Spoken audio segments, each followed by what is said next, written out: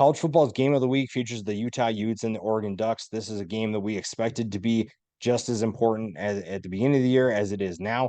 And we finally get to see two different approaches and two different styles once again. And whenever Utah plays anybody in college football, it feels like they're playing a completely different game, and they are very good at what they do. If just asked USC how difficult it is to beat the Utes, and this is very much a team that remains in the Pac 12 conversation because of their ability to play stifling defense and stick with their identity, believe in their culture, believe what Kyle Whittingham is telling them. And you're looking at a program that is very good at what it does, and it makes life difficult for teams like USC, for Oregon. And Utah is really fun because the defense is really where everything starts. The offense doesn't have a ton to discuss other than some underrated players, but that's pretty much the MO of this team. A lot of underrated players that don't get a ton of love and just continue dominating at their position. Cole Bishop is one of the best safeties in college football. Jonah Ellis is one of the best defensive ends in college football, and that's just the beginning. The fact that this team has also dealt with a ton of adversity just over the years, whether it's, the loss of teammates or it's the injuries that have plagued this team this year. There have been plenty of things that could have knocked down lesser teams, and Utah has risen up in every single instance where they've needed to take a step forward. And they don't buy into the fact that they don't belong in the Pac 12, according to a lot of people, or belong in games with USC. There are certain games where Utah is just going to be counted out, and the spread will indicate that Utah is the inferior team, but they don't listen to that. They don't care about that.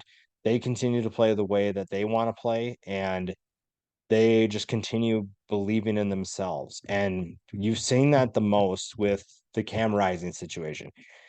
Cam Rising and Brant Keithy, the two best players in this offense, or two of the best players, have are out for the season. They have not played this year, and they are done for the year.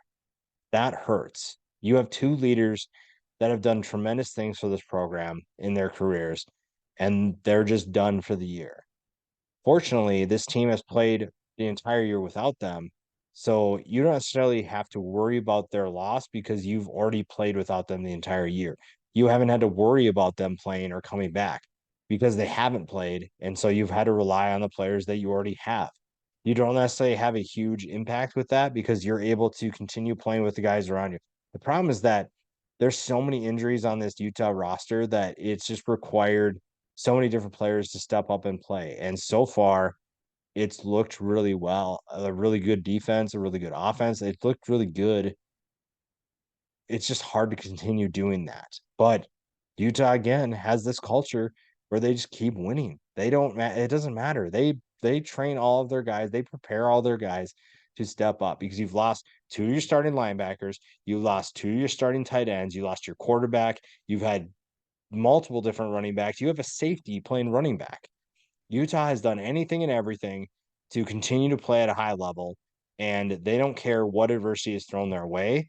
They just continue to battle back. Now they're facing an Oregon Ducks team that is on a mission to avenge their loss to Washington 2 weeks ago. This is an Oregon team that, honestly, there's an argument that we made.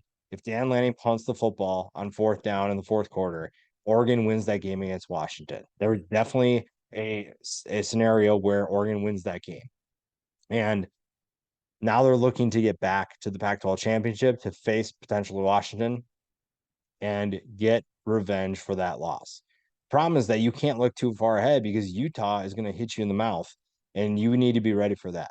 Now, if there's a team that is equipped to handle a punch in the mouth from Utah, it's Oregon, and not necessarily because of the offense. Because you look at what USC did, they were good, but they were not prepared for a punch in the mouth from Utah. Utah definitely has a lot to offer and a lot of different things that they can do defensively to switch up things against Oregon's offense, but Oregon has plenty of firepower to utilize. Bucky Irving is having a monster year. For those who didn't know him coming into the year, That's why you need to follow channels like this one, because Bucky Irving was someone we talked about a lot coming into the year. Troy Franklin is a guy we talked about a lot coming into the year. There are certain players that we talked a lot about, and you're seeing exactly why. The talent that they provide to this team, the explosive plays that they bring, are something that you can't get on a lot of programs. And so far, they have been difference makers. That could be the difference in this game as well. The defense has played really well too. I think that if you take away the Washington game, when you play against inferior competition, Oregon has made it obvious which team is the better team.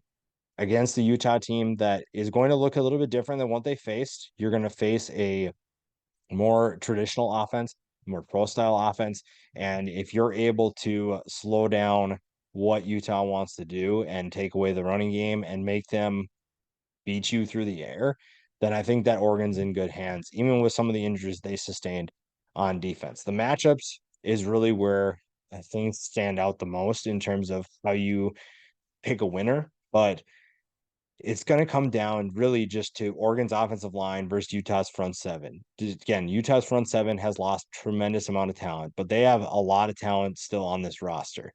And if they can't move the football down the field, if Oregon can't move the football, it's not going to be pretty. It's not going to be a fun game. It's not going to be easy for them to win. They can still definitely win, but Utah hangs around because they want to play at that pace. If Oregon can pick up the pace and finds explosive plays, that really is where it comes down to it. If you're able to win the line of scrimmage and you're able to pick up the pace, Utah just simply doesn't have the firepower to be able to hang around. Letting Utah hang around by making mistakes, by not winning the line of scrimmage, is really where Oregon gets in trouble. If Utah can find a way to do that, which they've done that to a lot of teams this year, they have slowed down nearly everybody they faced, and it has worked to a T. Bryson Barnes obviously having the best game of his life last week helped them tremendously against USC.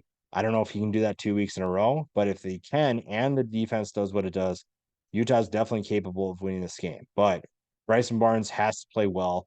And right now, I don't know if you necessarily can bet on Bryson Barnes to do that twice in a row.